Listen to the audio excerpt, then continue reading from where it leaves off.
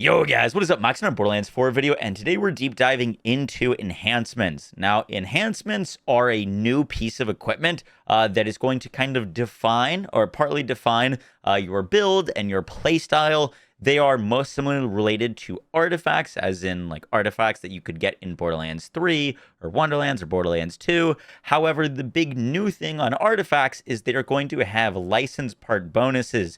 Now, these bonuses are going to give you an additional stat or an additional effect if you're using guns with licensed parts.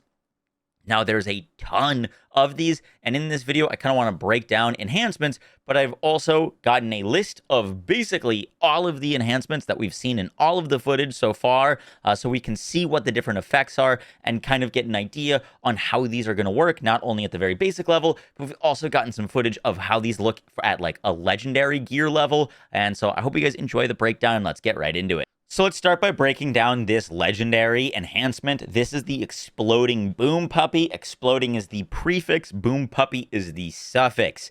Now, what makes this a legendary is the fact that it rolls two license part specific bonuses. So, for example, we can look at this. This is the fast-handed Bang Ganger, which also rolls with Boom Puppy, meaning that this is a part, and like purples we've seen only roll with one part. What makes this a legendary is that it can roll with two. I think these are random, but I think it's going to be part of like a prefix-suffix system. Think Borderlands 3. In Borderlands, you could get a snowdrift, which was you could get at like a blue or a green. You get a blue snowdrift. But if you got a legendary snowdrift, the snowdrift would be the suffix, and then it would get another artifact part, which was going to be the prefix. So here we've rolled Boom Puppy and Exploception. Boom Puppy gives us on kill. Weapons with Torg licensed parts have a 50% chance to call down a missile barrage on a nearby enemy. And Exploception is weapons with Torg licensed parts fire stickies that hit for a bonus 50% damage when first attached to an enemy. Now, I don't know if it's more likely to get two Torg parts or if it's going to be totally random, but this is obviously a really, really cool enhancement because you're going to have extra damage with your Torg stickies and a chance to call missile barrages. Now, this also rolls with two passives. I believe this can roll with up to three, but it being like a low level, level 20, probably only rolled with two. This one rolled with SMG Splash Radius and SMG Accuracy. We do know that the enhancement pool of passives is much larger than the class mod pool. For example, on a class mod, this would be like Splash Radius. However, on enhancements, it's much more specific. It's like SMG Splash Radius or like Pistol Splash Radius. And then we've also got like specific SMG Accuracy. Not a huge fan of that, but we'll talk about it later. And then this also rolls with a firmware bonus. Now, this has bullets to spare. Firmware is basically a set bonus. All of your non-main weapons can roll a firmware bonus.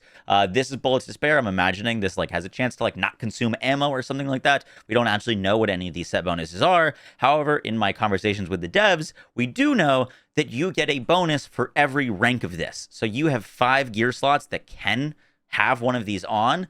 So you could use like it rolls on your rep kit, your shield, your ordnance, your class mod, and your enhancement. So you could rock 1 3 out of 3 bonus and 1 2 out of 2, or 2 out of 3, or like 2 2 out of 2s and 1 out of 3. But these will give you an additional bonus, and they said that they're going to be pretty important for like end game builds. Now, I did assemble a team to like comb through like all of the footage from all of the different Borderlands 4 events to try to grab all of the enhancements that we could, but it looks like Mental Mars has already done that, so I will have a link down to his website down below where he's compiled a ton of these different enhancements that we've seen, and we're going to go through each of them. So we're going to start with Jacobs. The first enhancement is called Bounce Pass. Guns with Jacobs licensed parts increase the number of possible ricochets by 1. That sounds awesome. We've got Leaper next. Weapons with Jacobs licensed parts gain a 40% chance to ricochet non-critical hit bullets. We've also got Piercer. Guns with Jacobs licensed parts have a 20% chance to critical hit.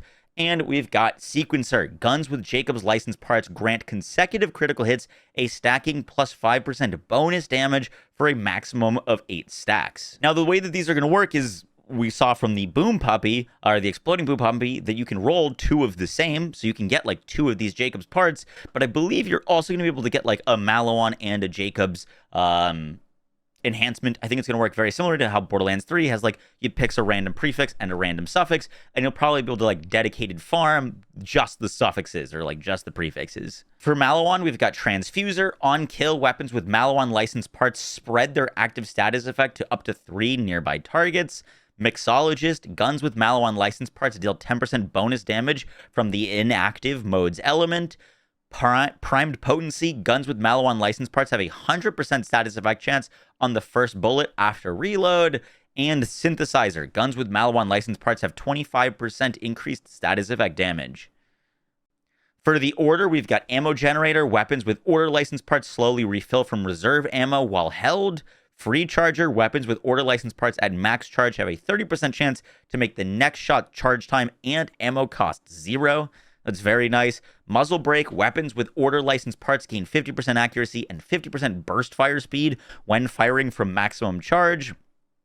And then for Ripper, we've got Freeloader. Weapons with Ripper licensed parts have a 30% chance to instantly refill the magazine when it's empty. Ripper, by the way, is the, like, super fast firing guns where they've got, like, a bit of a charge up time, and then you can just, like, let them rip. No pun intended. And the Order is, like, the more slow firing charge up, boom, like one high damage shot. We've also got Hard Charger. Weapons with Ripper licensed parts gain 25% damage, but charge time is increased by 30%. Short Circuit, after reloading an empty magazine, guns with Ripper licensed parts have a 30% chance to dramatically increase the next magazine's fire rate. Ooh, that sounds fun. Then we've got Tedior. We've got Banger. Guns with Tedior licensed parts use 50% maximum loaded ammo when calculating thrown damage. Digi Divider, weapons with Tedior licensed parts have a 50% chance to spawn an additional projectile on reload. That seems quite powerful. Recycler, guns with Tedior licensed parts keep 50% of magazine's ammo on reload. Nice. For Torg, we've got Exploception, weapons with Torg licensed parts fire stickies that hit for a bonus 50% damage when first attached to an enemy. By the way, we don't have, like, every single one, so, like, even though Jacobs has, like, 4 listed here, that doesn't mean that Torg is only going to have 1. It's just what we could comb through the footage. Vladoff, Bottom Feeder, guns with Vladoff licensed parts reduce underbarrel cooldown duration by 40%. Oh, that's very nice. Underbarrels are really strong, at least from my experience playing Borderlands 4. Underbarrel is kind of carrying me. Vladoff Box Magazine, guns with Vladoff licensed parts gain 20% fire rate and 20% magazine size. And Vladoff Bullet Hose, guns with Vladoff licensed parts have a 30% chance to add an extra projectile per shot. There is also 2 kind of miscellaneous ones for Hyperion. Weapons with Hyperion licensed parts gain 100% weapon shield capacity. And Daedalus Backup Plan, guns with Daedalus licensed parts slowly regenerate reserved ammo while equipped. We also have a list of some of the passives that these can roll, which I'm kind of going to scroll through and call some of them out. But the one thing that I don't really like about these, and you might disagree, is I really don't like that these are weapon specific, like SMG splash radius, SMG equip speed. Anything that's, like, going to be part specific, like sniper rifle splash damage, sniper rifle splash radius, pistol accuracy, anything that's going to be part specific that is, like, only usable on a certain type of gun means that it's going to be more likely to find a bunch of these that are garbage. And I know that they're trying to have the drop rates be rare and have things dropping less often, and when you get something, it's going to feel really good. This kind of goes in the face of that. For example, in Borderlands 3, everyone complained about how high the drop rates were, but there were so many anointments and so many of them were garbage that they needed to have a high drop rate in order for you to get the gun that you wanted with the right element or with the right whatever and the anointment that you were looking for. That farming felt terrible in Borderlands 3. And that's why they added the reroll system, and they also removed like 50% of the anointments from the game. And they also like reduced drops. And all of that happened, and I feel like the same mistake is being repeated here, where we've got like SMG equip speed. Like, if you know what I mean? That's just such a random stat, and it's going to mean that so many more of these artifacts that are dropping or enhancements are going to be kind of garbage. And so if, for example, this just dropped with weapon equip speed, weapon splash radius, weapon splash damage, weapon status effect damage, like that would make it so that your enhancements, when they dropped, would feel a whole lot better because it's more likely to get something good or something that's beneficial to your build. And that could actually mean that they could have the drop rates be even lower. They could make things more rare. If things are more likely to be good when they drop, they could actually make them more rare because with such a massive perk pool or passive pool, you're going to be needing to farming extra and getting to get the thing that you want a whole lot more for you to get an actual good one or a usable one. And so you're going to kind of get that same, I think you're going to get a little bit of that same fatigue where, for example, if I wanted a consecutive hits Monarch, I'd probably go through, 50 Monarchs before I found an elemental one with consecutive hits and like ×4. So you'd get like fatigue of seeing the same legendary weapon. It wouldn't feel as special. But if the Monarch was like, for example, had a more likelihood to roll with consecutive hits, or the anointment pool wasn't as massive, it'd be a lot easier, but they could also make it more rare through it. When it does drop, it feels more special. Just something I want to call out. The weird thing to me is that they've done this exact adjustment for class mods. Class mods passive pool has been compiled, and it looks like it's all generic bonuses. It's all action skill damage, weapon damage, gun damage, like that kind of stuff.